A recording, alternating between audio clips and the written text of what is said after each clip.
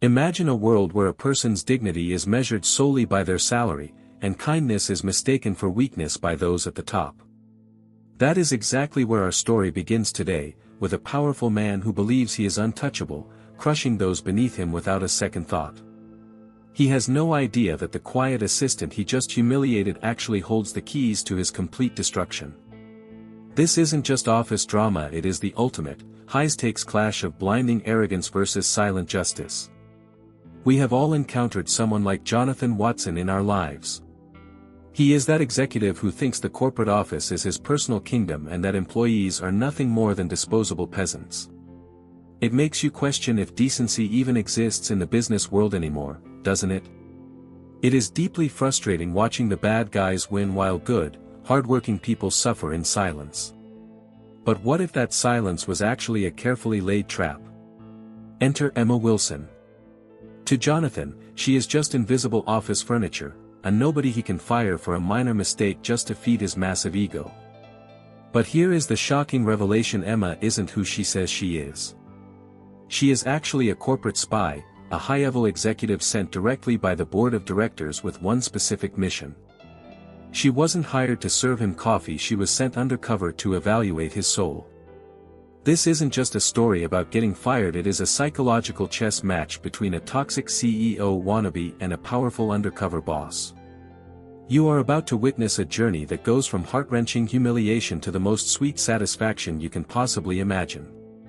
Get ready, because when the truth finally comes out, the regret will be absolute and life-changing for everyone involved.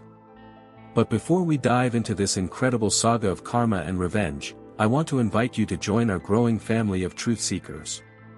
If you believe that integrity should always triumph over cruelty, hit that subscribe button right now. Like this video to support justice, comment "I'm watching" to mark your presence, and share this with someone who needs to see a bully get taken down. Let's get started. The office air was thick with tension, the kind that makes the hair on the back of your neck stand up, as Jonathan Watson stormed out of his glass office like a hurricane of pure ego. He wasn't just an executive, he was a tyrant who believed fear was the only currency worth trading in. With a sneer that could curdle milk, he marched straight over to the small, cluttered desk of his quiet assistant, Emma Wilson, slamming a file down so hard that her coffee mug rattled. The entire floor went silent, eyes darting nervously, terrified of becoming collateral damage in his latest outburst. It was a classic display of office drama, but for Jonathan, it was just another Tuesday morning asserting his dominance. "You call this acceptable work?" he barked, his voice echoing off the sterile walls, ensuring everyone witnessed the spectacle he was orchestrating.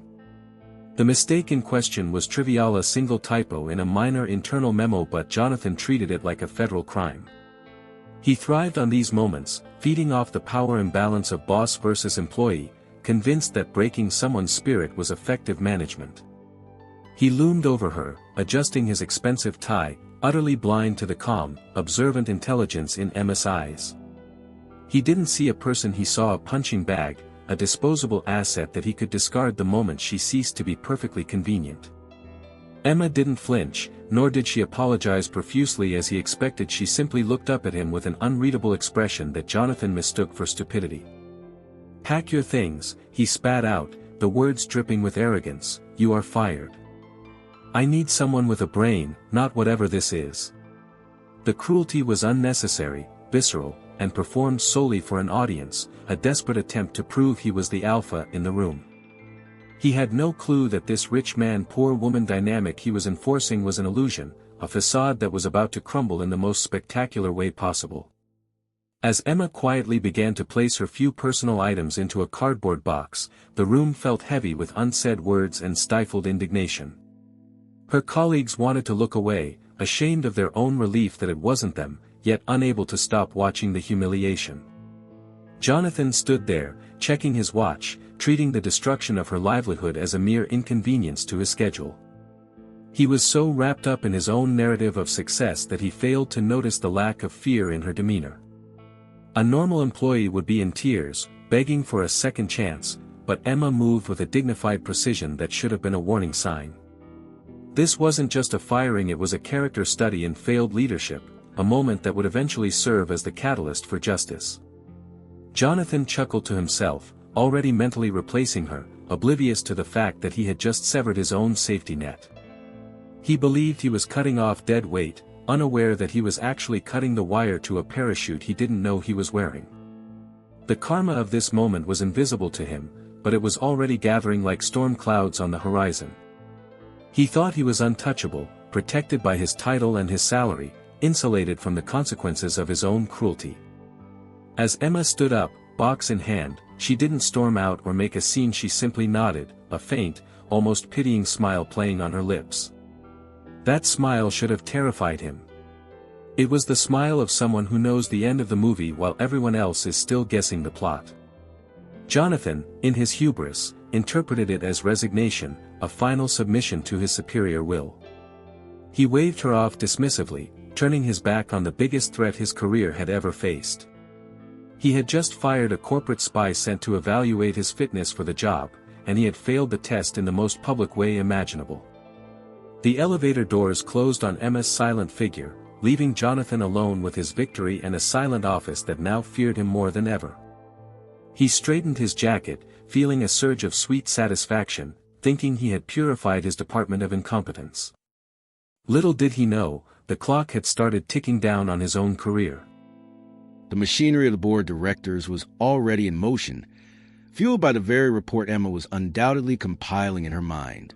He had won the battle of the morning, but he had just started a war he was woefully equipping himself to lose. Let's rewind the tape a bit, shall we?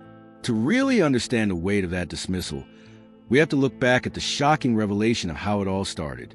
Flashback to Emma's first day, a few months prior.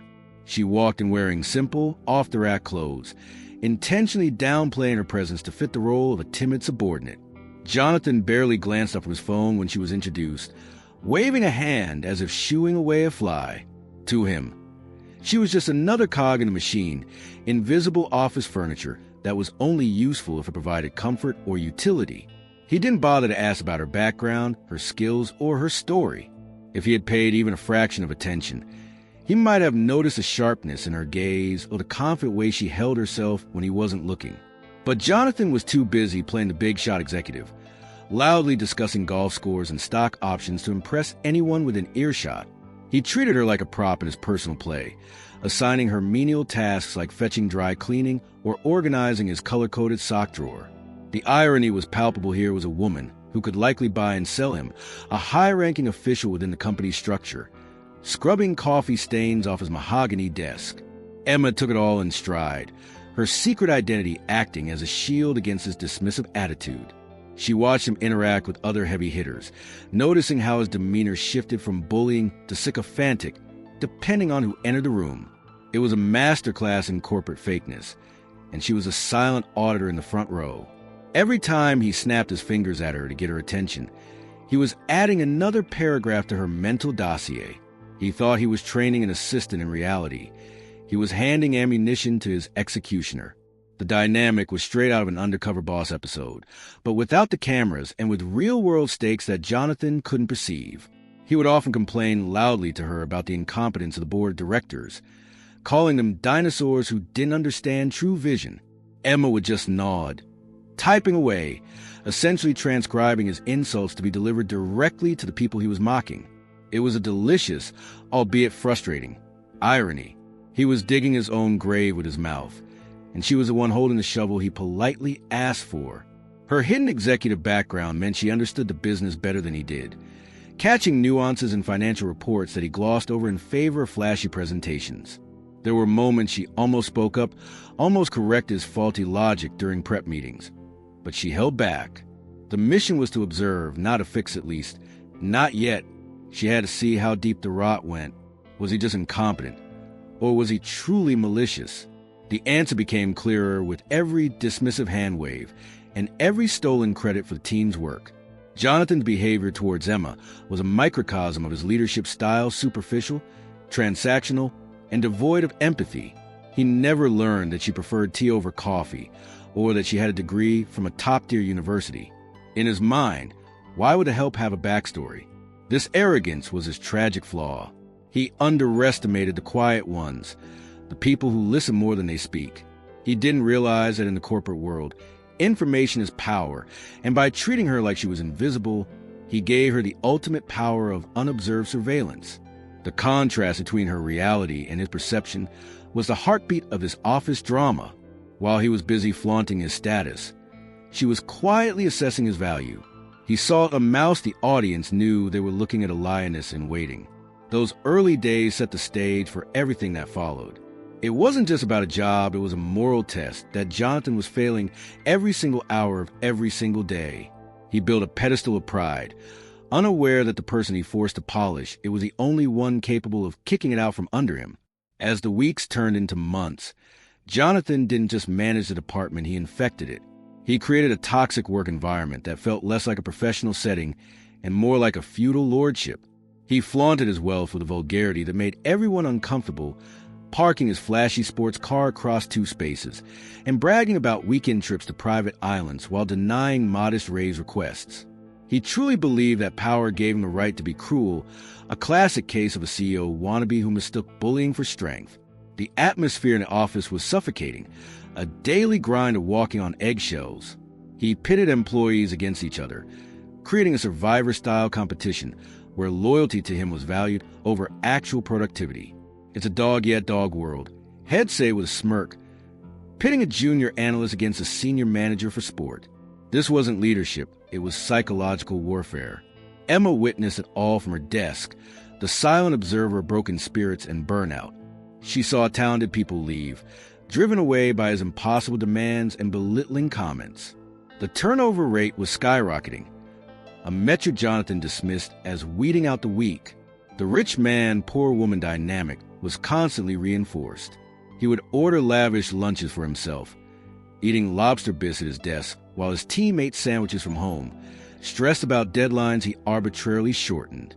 He'd make comments about people's cheap suits or older cars, laughing as if poverty was a character flaw. It was deeply infuriating to watch. You wanted to shake him, to tell him that his title didn't make him a better human being. But arrogance is a powerful blinder.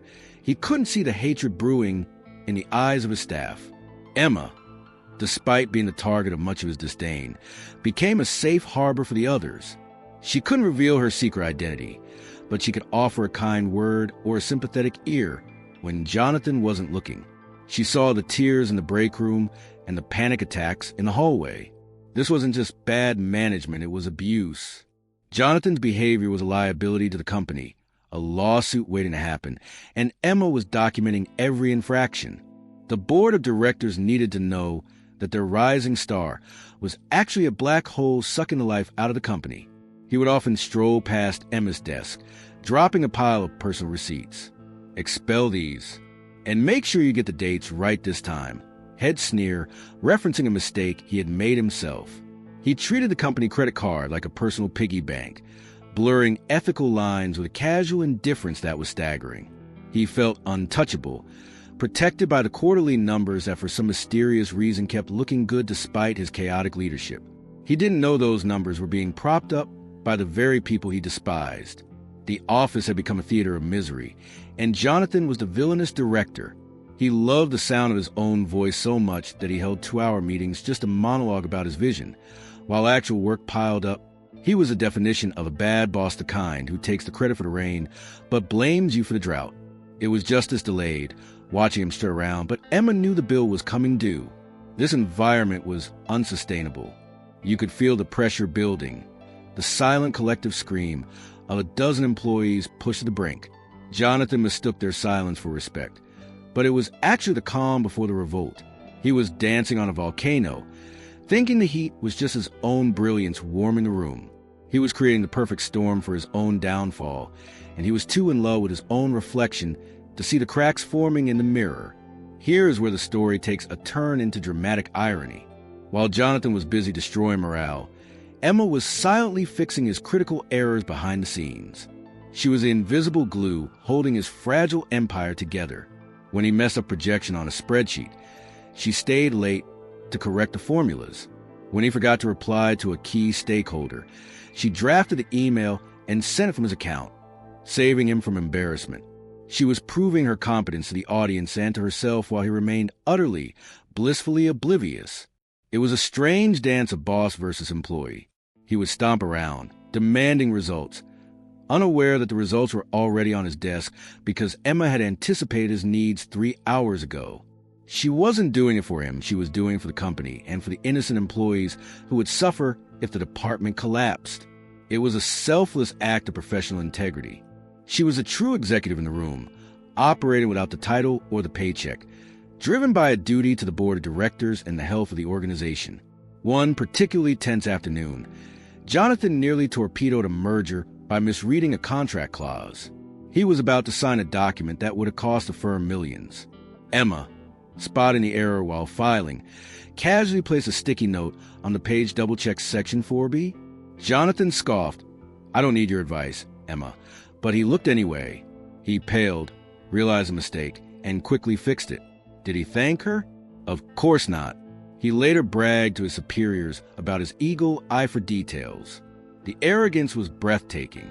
This happened constantly. Emma was the safety net he didn't know he had. She smoothed over ruffled feathers with clients he had insulted, rescheduled meetings he had double-booked, and reorganized files he had thrown into chaos. It was maddening to watch him take credit for her silent labor, basking in praise he hadn't earned. But this was part of the test. A true leader recognizes the value of their team. A parasite feeds off it. Jonathan was proving exactly which category he fell into. For the audience, this is where the sweet satisfaction begins to simmer. We know something he doesn't. We see her value.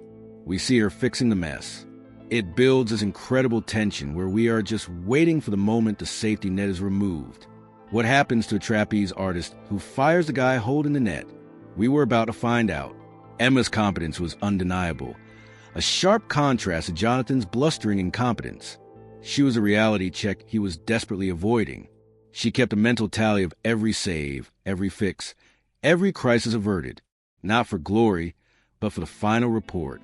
She was gathering data points that proved he wasn't just cruel, he was bad at his job. The corporate spy was effectively doing the CEO's job from a cubicle, proving that leadership isn't about the corner office, it's about capability and character. Jonathan thought he was the engine of the car, but he was just a hood ornament. Emma was the transmission, keeping everything moving forward. There's a certain nobility in doing a job well when no one is watching, and Emma embodied that. She validated the belief that true power is quiet. While Jonathan shouted and postured, she worked and solved. It was a silent victory, day after day. But even the strongest pillars can only hold up a crumbling roof for so long. The weight was increasing, and Jonathan was about to make a mistake that even Emma couldn't or wouldn't fix for him. Then came the day the dam broke. A major client crisis hid a shipping logistics nightmare that threatened to sever a 20-year partnership. It was entirely Jonathan's fault. He'd ignored 3 urgent memos about a supplier strike. But when the angry client called, screaming over the speakerphone, Jonathan panicked. He needed a scapegoat, fast. His eyes darted around the room and landed on Emma. In a moment of pure cowardice, he threw her to the wolves to save face, engaging in the worst kind of office drama. "It was my assistant." He lied smoothly to the client, while the entire staff listened in horror. She misplaced the orders. Incompetence, really. "I'm handling it." He then muted the call and turned to Emma, shouting so the whole floor could hear. "How could you be so careless? You've embarrassed this company." He berated her for 10 agonizing minutes, a performance designed to convince everyone that he was the victim of her stupidity. It was a disgusting display, the executive crushing the subordinate to hide his own failure. Here's a question for you if you were in that room, watching an innocent person get destroyed for a boss mistake. Describe the feeling in your gut in one word. Rage? Disgust? Helplessness? Keep that feeling in mind, because that is exactly what the room felt. Emma stood there, taking the verbal lashing. Her face was pale, but her eyes were steel. She didn't scream back. She didn't cry. She knew that arguing with a narcissist in full meltdown mode was futile. This moment of being humiliated in front of the entire staff was a turning point. It wasn't just unfair, it was a violation of basic human decency. Jonathan wasn't just a bad boss anymore, he was a villain. He was willing to destroy her reputation to protect his ego. The injustice was palpable. Colleagues looked down at their desks, fists clenched, unable to intervene but hating every second of it. Jonathan ended the tirade by banning Emma from a client meeting, claiming she was a liability. He strutted back to his office, feeling he had successfully deflected the blame. He didn't see the looks of loathing that followed him.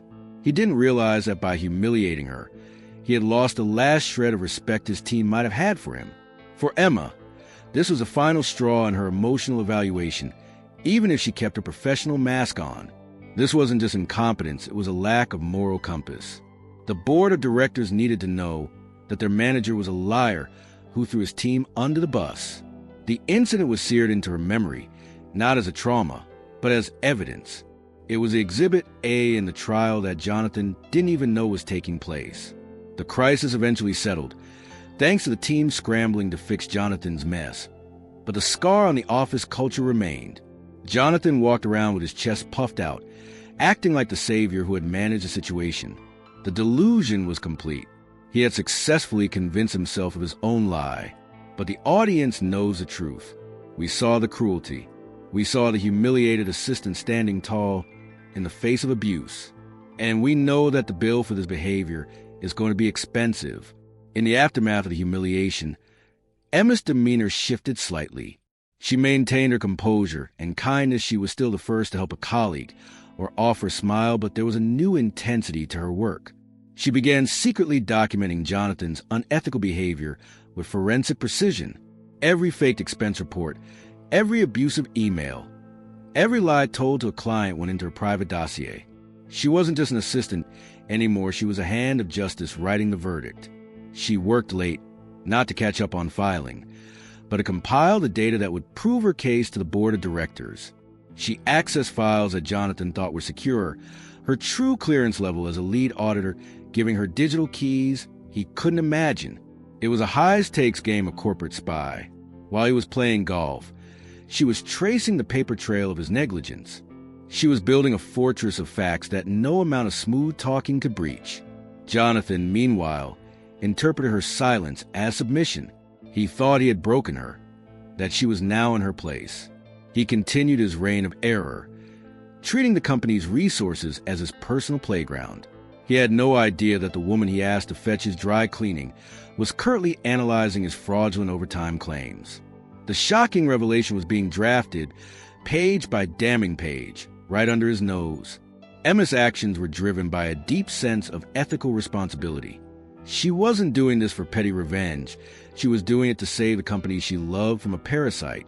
It was a lonely mission. She couldn't tell her co-workers, who looked at her with pity, that she was actually their savior. She had to endure the pity, just as she endured the abuse, to ensure the takedown was airtight. It was a test of character that few could pass. She noted the times he left early, the meetings he skipped, the vendors he chose based on kickbacks rather than quality.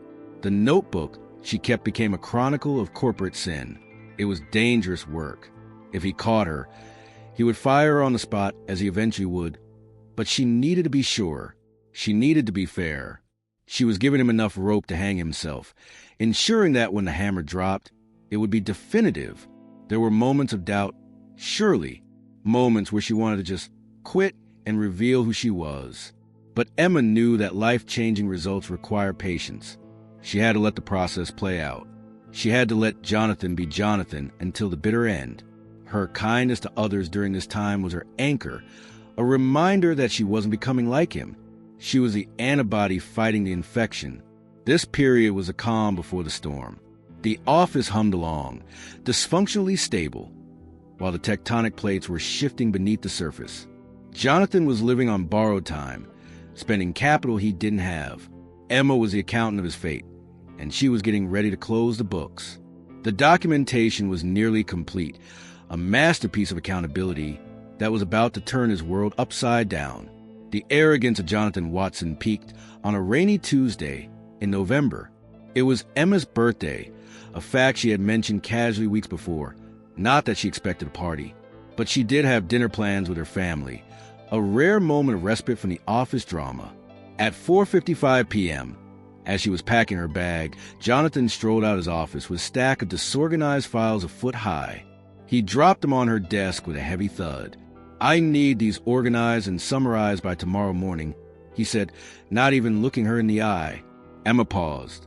"Mr. Watson, it's my birthday, and I have reservations at 600. Can I do this first thing in the morning?" Jonathan laughed, a cold, humorless sound. "Your birthday? You think the business world stops because you turned a year older? This is a dead-end job. Emma, you don't get the luxury of a personal life until you produce results. Get it done." He mocked her dedication, twisting the knife. He was forcing her to work overtime, not because the work was urgent, it wasn't, but because he could. It was a power play, pure and simple. He wanted to remind her that he owned her time. He then grabbed his coat and left for a client dinner that everyone knew was just drinks with his buddies. The injustice was suffocating. He was leaving the party while forcing her to miss her own celebration. Emma sat there, the office emptying out around her. She canceled her reservation, her voice steady but her heart breaking a little for the time lost with family. This was the moment the regret would eventually stem from for Jonathan, though he didn't know it. By attacking her personal life, he made it personal. He crossed the line from professional tyrant to personal tormentor. He was banking on her needing the paycheck more than her dignity. She worked through the night, the only light on the floor coming from her desk lamp. But as she organized his messy files, she found even more incriminating evidence: personal expenses buried in project codes. His cruelty had inadvertently handed her the final nails for his coffin. Karma works in mysterious ways. By forcing her to stay, he gave her the quiet time she needed to finalize his dossier. The cruelty of the dead-end job comment stung, but also fueled her resolve. He thought she was trapped. She knew she was the one holding the keys. She wasn't stuck, she was positioned. She wasn't a victim, she was a hunter waiting in the blind. That birthday night, eating a vending machine sandwich instead of birthday cake, Emma solidified her decision. There would be no mercy. Jonathan returned the next morning, smelling of stale alcohol, and barely glanced at the completed work. About time, he muttered. He had forgotten it was her birthday entirely. He didn't see the shift in the atmosphere. He didn't feel the ground trembling. He thought he had won another round of boss versus employee, asserting his dominance over the help. He was tragically, wonderfully wrong. Just when the narrative seemed set in stone, a twist occurred. A rival executive from a competitor firm, a shark named Marcus, who had been watching the industry, sensed Emma's true value. He didn't know her secret identity, but he saw her competence. He saw how she managed the chaos Jonathan created. He approached her during a lunch break, offering her a position with double the salary, real benefits, and a title she deserved.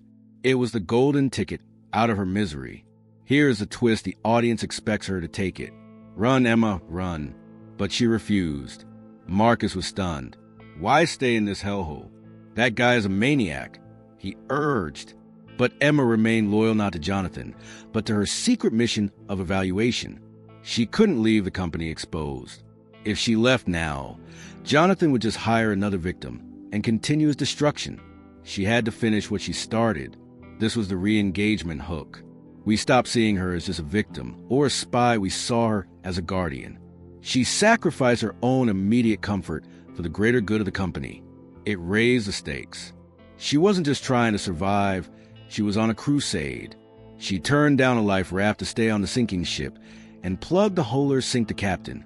The rival executive left, shaking his head, convinced she was suffering from Stockholm Syndrome. He didn't realize he had just tried to poach a board member. The interaction validated Emma's worth to the audience. We needed to see that she could leave if she wanted to. Staying was a choice, a powerful, dangerous choice. It proved that her mission was more important than her comfort.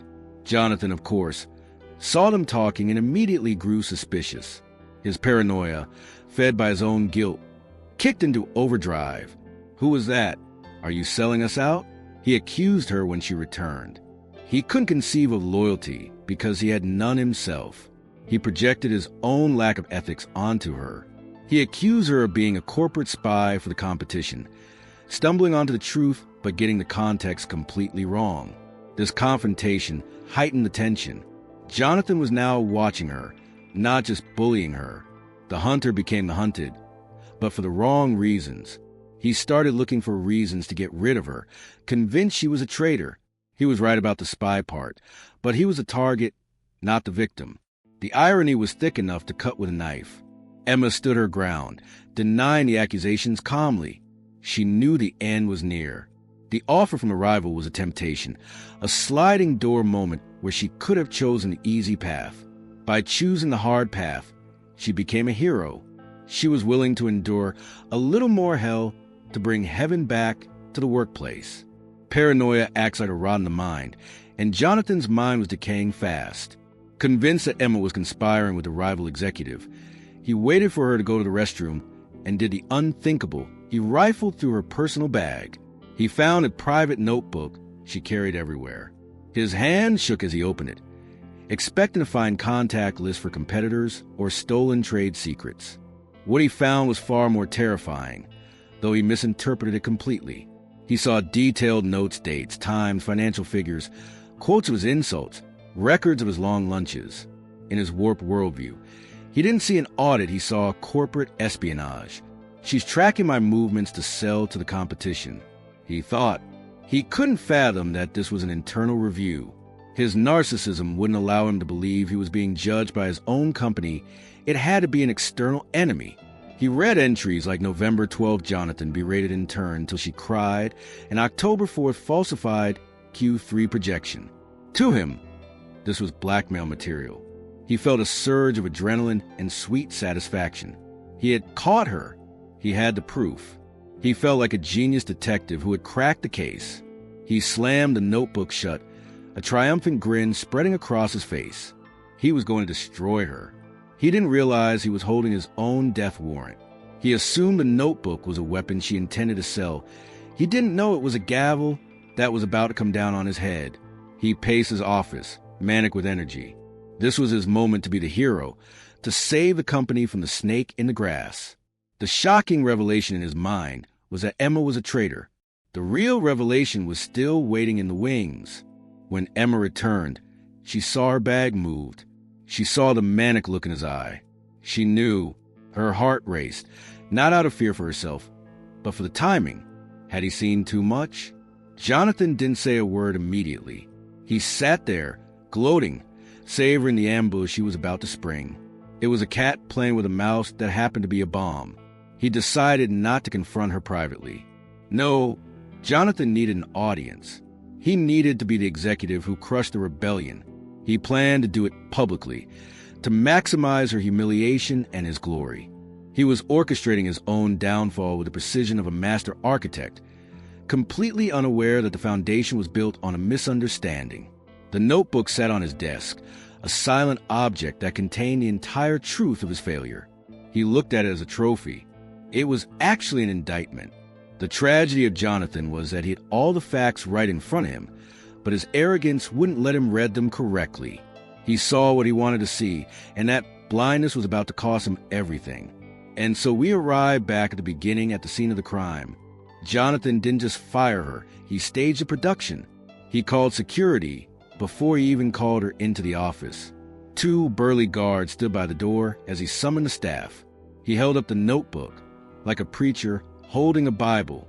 "We have a traitor in our midst," he announced, pointing a shaking finger at Emma. "I found this," he shouted, waving her notes. "She'd been spying on us, selling our secrets. You're fired immediately for gross misconduct and corporate espionage." He felt like a king. He felt powerful. He ordered security to escort this woman out of my building immediately. He celebrated his victory over the suspected traitor, grinning as a guard stepped forward. Emma didn't fight. She didn't scream in the auditor. She didn't try to explain. She knew that the board of directors would receive the full report soon enough. She looked at Jonathan with that same enigmatic expression from the intro, a mix of pity and finality. "You're making a mistake, Jonathan," was all she said. He laughed in her face. "The only mistake was hiring you. Get out." She gathered her box, the scene we witnessed in Topic 1. But now we know the context. We know about the loyalty, the notebook, the months of abuse. We feel the weight of the injustice. The security guards, who actually liked Emma, looked apologetic as they walked her out. Jonathan clapped his hands. Back to work, people. Crisis averted. He truly believed he had saved the day. As the elevator doors closed, Emma left silently. but her silence was deafening. Jonathan went back to his office, poured a drink, and put his feet up on the desk. I am untouchable, he thought. He had won. He had defeated the enemy. He had purged the corporate spy. He basked in the glow of his own brilliance, completely unaware that he had just ejected the only person who was keeping his department running. He threw the notebook into the shredder, so he thought. Maybe he kept it as a souvenir. Regardless, he believed the threat was gone. But the threat wasn't Emma. The threat was his own incompetence. And without her there to hide it, to fix it, to smooth it over, he was exposed, naked to the world. He spent the rest of the day bragging to other executives about how he caught a spy. They patted him on the back, listening to his exaggerated war stories. It was a high point of his career, the peak of his arrogance. It was also the last happy day of a professional life. The countdown had begun. The silence Emma left behind wasn't peace, it was a vacuum before the explosion. The very next day, the reality of a world without Emma hit Jonathan like a freight train. It started small. He couldn't find the file for the 9 a.m. meeting. He missed a conference call because it wasn't on his calendar. Emma used to sync it manually.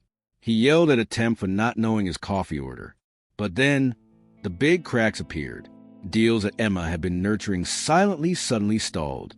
Clients who were used to her gentle reminders and follow-ups felt neglected and started pulling contracts. Jonathan's schedule collapsed into chaos. He double-booked a lunch with 2 competing vendors, resulting in a screaming match in the lobby. He forgot to sign payroll authorizations, leading to a near-eye among the staff. Without Emma, Jonathan was vulnerable. He was running around like a headless chicken, blaming everyone but himself. Why is everyone so incompetent today? He screamed.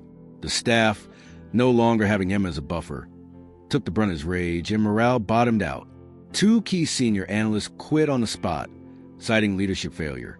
The department was bleeding out. He tried to do the work himself, but he didn't know the passwords. He didn't know the filing system. He didn't know the clients' kids' names. He realized with a creeping horror that he didn't actually know how to do his job. He had been delegating 90 of his brain power to Emma for months. He was an empty suit, an executive in name only. The annual review was approaching, and his numbers were tanking in real time. He scrambled to cook the books, to hide the mess, but he was sloppy. He made errors that were easily traceable. The office drama shifted from a tragedy to a farce. He was a captain of a ship that he had personally steered into an iceberg, and now he was yelling at the ocean. He sat in his office, surrounded by piles of paper he didn't understand, sweating through his expensive shirt. The regret hadn't set in. He was still in denial, but the fear was there, a primal fear. He was losing control. He called security to ask if Emma had left any notes. They told him he had ordered her box destroyed. He had burned his own instruction manual. The collapse was swift and brutal. In less than a week, the department went from functional to critical condition. The board of directors noticed. The red flags were popping up on their dashboards. Jonathan thought he could talk his way out of it at the review, charm them like he always did. He was confused, angry, and desperate. He was a man falling off a cliff, still convinced he could learn to fly before he hit the bottom. The call came on a Friday afternoon. A curt email from the secretary of the board emergency meeting. Monday, 9 o'clock a.m. Attendance mandatory. Jonathan's heart skipped a beat, but then his arrogance kicked in to protect him. This is it, he told himself, smoothing his hair in the reflection of his window. They heard about how I caught the spy. They're going to promote me. He spent the weekend rehearsing his victory speech. He visualized the corner office on the top floor, the massive bonus, the new car. He convinced himself that the chaos of the last week was just transition pains that the board would overlook in favor of his heroism. He walked into the building that Monday feeling like a god. He wore his best suit, his lucky cufflinks. He strode past his former team, who looked at him with a mix of fear and anticipation. They knew something was up. Rumors were flying. Jonathan winked at the temp. Big things coming, he said. He was delusional. He was walking to the gallows, thinking it was a coronation. He arrived at the boardroom, the heavy oak doors looming before him. He took a deep breath, fixed his tie, and pushed them open. The room was cold. The entire board of directors was seated around the long table, their faces grim. There was no coffee, no pastries, no smiles. Just silence. "Sit down, Jonathan," said the old chairman. Jonathan sat, his confidence faltering slightly but still intact. "I assume you want to hear about the spy incident," he started, putting on his best charming smile. I handled it decisively. The board members exchanged glances. It was a look of pure disbelief. "We are here to discuss your performance, Jonathan," the chairman said, "and the report we received." Jonathan nodded. "Yes, my report on the traitor." "No," the chairman interrupted. "The report on you." Jonathan froze. A report on him? Who could have written it? He had fired the only person smart enough to do it. He looked around the room, confused. "I don't understand." The atmosphere was electric with tension. He was vulnerable, exposed, and for the first time, truly afraid. The trap was set.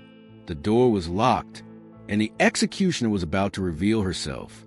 "We have a new lead auditor who has been conducting a field evaluation of your department for the last 6 months, the chairman announced.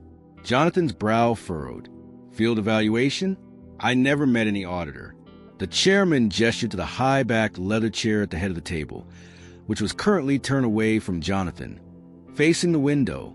"Actually, you did," the chairman said. The chair slowly began to swivel. The sound of the leather turning was the only noise in the room. Jonathan held his breath. The chair turned 180 degrees to face him. Sitting there, wearing a sharp, tailored navy suit that screamed power, was Emma Wilson. She wasn't the timid assistant in the cardigan anymore. She looked regal, commanding, terrifying. Her hair was styled differently. Her posture was dominant. She looked like the undercover boss she truly was. She locked eyes with Jonathan, and for a second, he didn't even recognize her. Then it clicked. His jaw literally dropped. The blood drained from his face. "Emma?"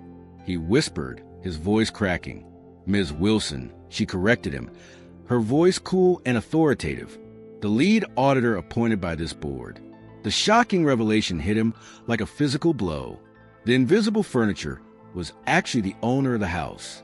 Describe Jonathan's face right now in one word. Priceless? Destroyed? Terrified? The realization washed over him in waves.